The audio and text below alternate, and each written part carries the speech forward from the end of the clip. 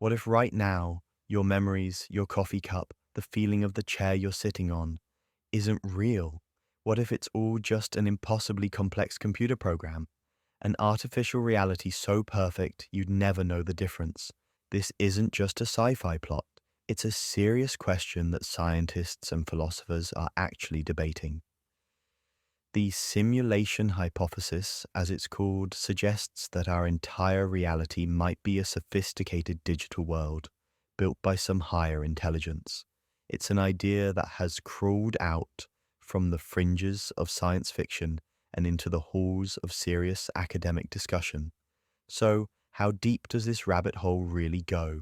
Are there clues, like breadcrumbs, hidden in the very fabric of our universe? And if we are living inside a program, who or what wrote the code? The feeling that our world isn't quite what it seems is an ancient one.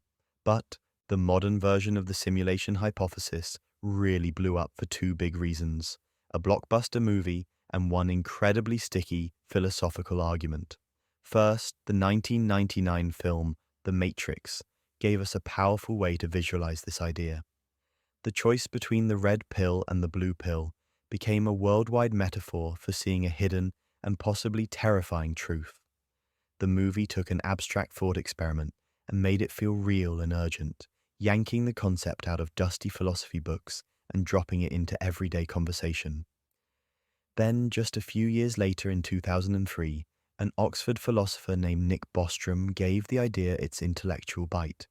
He published a paper that wasn't claiming we are in a simulation, but instead presented a kind of statistical riddle called the simulation argument. Bostrom laid out three possibilities, all of which seem a little wild, but his logic suggests one of them must be true. His argument was so clean and compelling that it forced people to take the simulation idea seriously. Long before anyone had even dreamed of a computer, people were wrestling with the nature of reality. Back in ancient Greece, Plato asked us to imagine people born as prisoners in a cave. They've spent their whole lives chained up, facing a wall, only able to see shadows of objects carried behind them. For these prisoners, the shadows on the wall are reality. They have no idea about the real objects or the fire casting the shadows.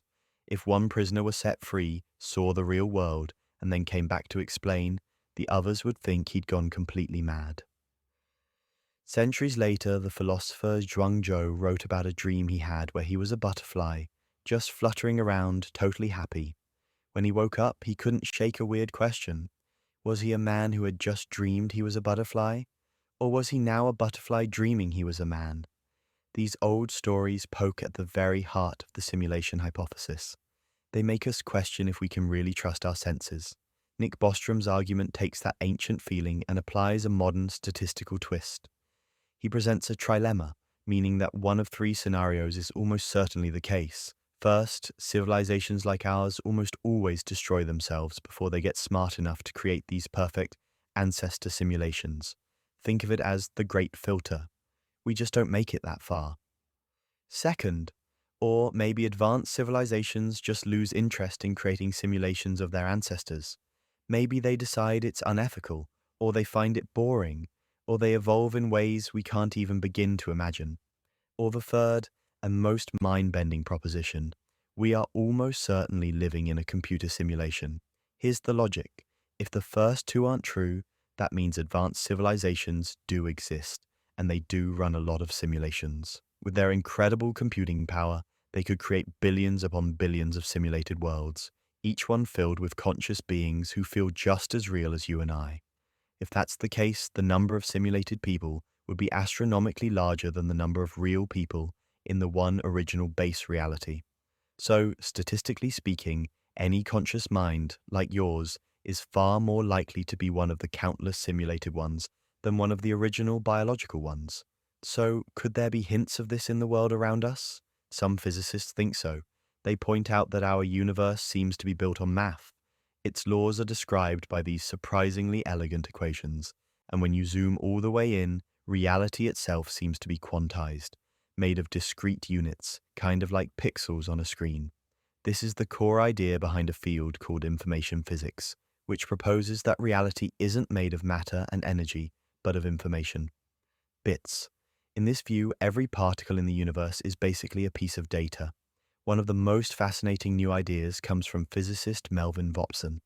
He's put forward what he calls a second law of infodynamics. We've all heard of the second law of thermodynamics. Entropy or disorder always increases. A hot coffee gets cold, a clean room gets messy.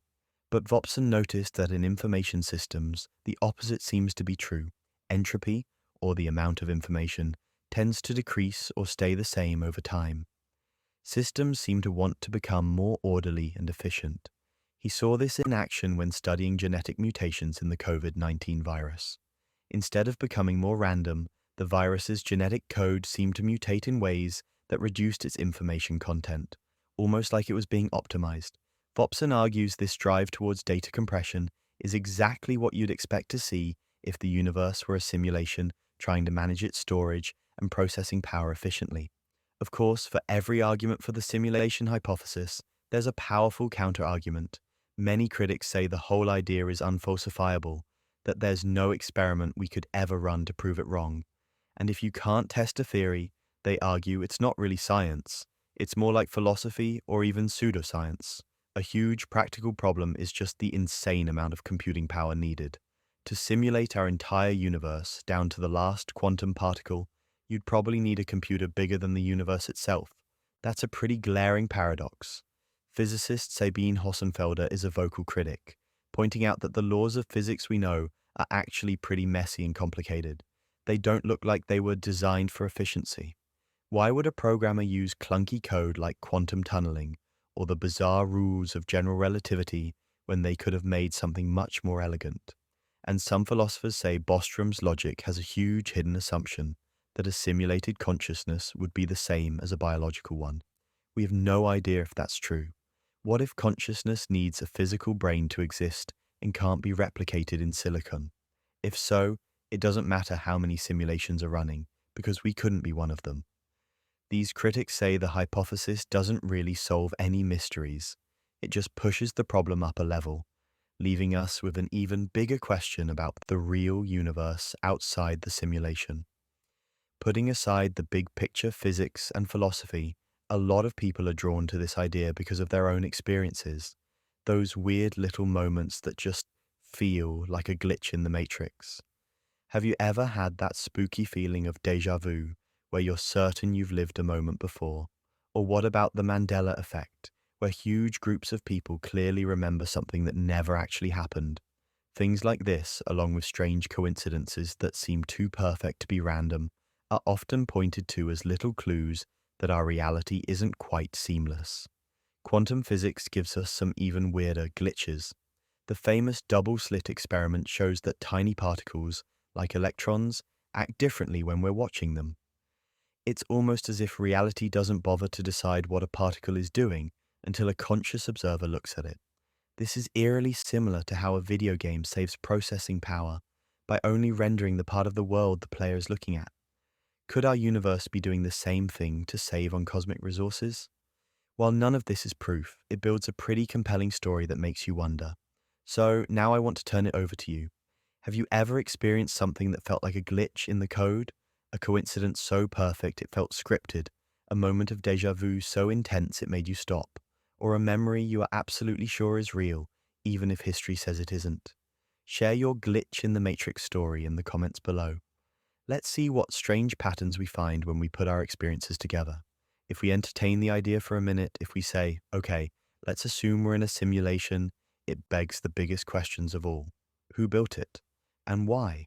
The possibilities are literally endless. One popular idea is that our creators are actually our own distant descendants. In this ancestor simulation theory, a future post-human civilization is running a simulation of their own past, our present, to study their history or understand where they came from. Or maybe it's just for fun, like the most realistic video game ever made. Another thought is that the creators are some completely alien civilization. Their motives would be even harder to guess. Are we a giant science experiment to see how life and consciousness pop up? Is our whole universe just one of billions running in some cosmic lab? The purpose could also be something much darker or much more wonderful than we can imagine. Our universe could be a prison, a school, or just a piece of art. Or maybe the simulation has nothing to do with us at all. We could just be a tiny, insignificant byproduct of a system designed for a purpose so advanced we could never comprehend it. The architects of our reality could be to us what we are to the characters in a video game.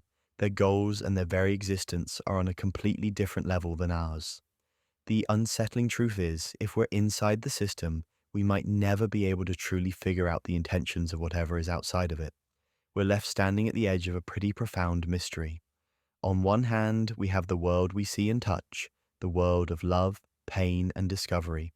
On the other, we have a surprisingly strong argument that this world might all be an elaborate illusion. As of now, there's no smoking gun, no definitive proof either way. It remains a fascinating and, for some, a pretty unnerving possibility. But here's the real question. Does it even matter? If you found out tomorrow for certain that you were in a simulation, would it change how you live? Would the love you feel for your friends and family be any less real? Would a sunset be any less beautiful? The experiences, the feelings, the choices, they're still yours.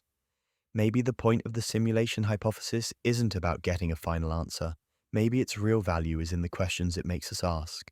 Questions about reality, consciousness, and what it really means to be human. Whether our universe is the real one or just one simulation among billions, our job is the same: to live, to learn, to connect, and to find meaning in the reality we've got.